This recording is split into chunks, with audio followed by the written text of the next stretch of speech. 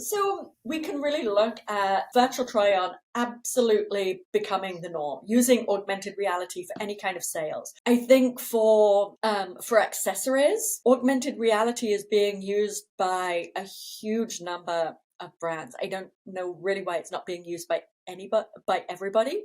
Trying on makeup, trying on glasses, trying on jewelry. That technology is in such a good place right now. It really boosts sales. When people can try something on, they have a better idea, and they're much, much more inclined to actually make the purchase. So we're going to really see the mass adoption of trying on technology, augmented reality. Seeing how furniture looks in your room before you buy it. I find I really struggle when a brand is not offering augmented reality for furniture. And from a personal experience, there are so many times that I've decided not to buy something because I just don't really know how it's going to fit or look or work with anything. So it gives you so many more opportunities to play and try and increase the opportunities of a sale actually happening. So I think that is a core place where we're really going to evolve. Avatars, the production of avatars, the evolution of avatars is evolving at such a rate. I talked about Ready Player Me before, and their avatars and how they're evolving, more diversity of body types, etc. So you can really find an avatar that's going to identify who you are as well.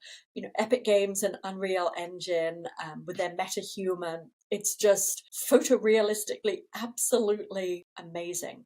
So we're going to be using avatars more and more in our lives instead of, maybe being on Zoom or Google Meet or Microsoft Teams, whatever people are using. I think we're going to see avatars more and more involved in that. And we need to dress our avatars as well. So how do we have clothes for them and jewelry for them? I think, at the moment this might seem slightly futuristic to some people, but I think within a year we're going to feel it's very, very normal. We can look back on this conversation and it will seem very dated because it's going to be so normalized. Similarly, the metaverse. It's an extension of our very 2D communications. Instead of FaceTime and Zoom, all these business meetings, it makes so much sense to have them in the metaverse. We can get together in a much richer, deeper, more evolved way. Cultural events as well in the metaverse.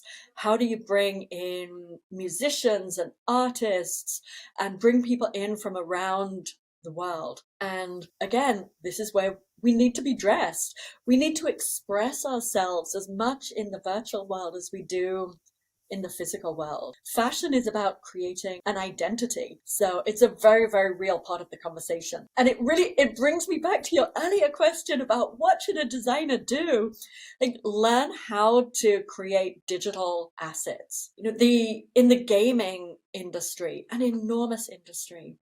It's been around for, more than 2 decades. The quality of the worlds and the environments in the gaming industry are so exquisite and so detailed. There is a market for designers to create digital assets that can be used by game developers and by players in the gaming industry. This should not be overlooked at all. Enormous opportunity in there. And as well as, the youth, who are probably the highest percentage of gamers in Gen Z, they're growing up and they're going to be moving from spending their parents' money to spending their own money as well. So enormous opportunity in here.